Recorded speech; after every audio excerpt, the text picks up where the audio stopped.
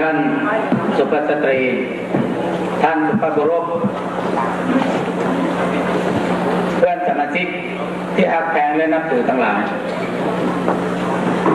ก่อนอื่นข้าพเจ้าขอแสดงความเคารพขอบใจนำประธานและคณะบริหารของสภาเองหรือว่าหัวมังคิดเรียกว่า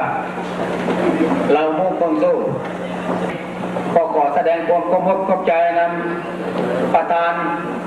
องค์การสามัคคีครอบครัวเราพร้อมทั้งคณะบริหารทุกสภาขอขอบใจนำประธานแนวโฮมพร้อมทั้งสมาชิกและคณะบริหารประธานองค์การสงเคราะห์พร้อมด้วยสมาชิกและคณะบริหารอยู่ในเมืองเปรโน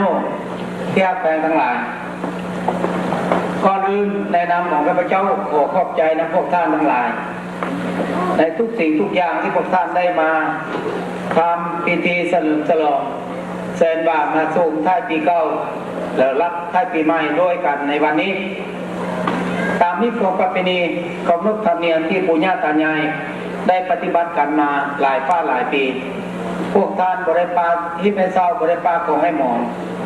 ได้ดำเนินการรอดมาถึงว่าจะเสียบ้านเสียเมืองมากระตามพวกท่านยังบุรุษลาสิ่งเหล่านี้อันนี้พาให้พวกข้าเจ้ามีความภาคภูมิใจและจำลึกถึงทุกอย่างในด้านวัฒนธรรมสังคมแล้วก็ชีวิตกันเป็นอยู่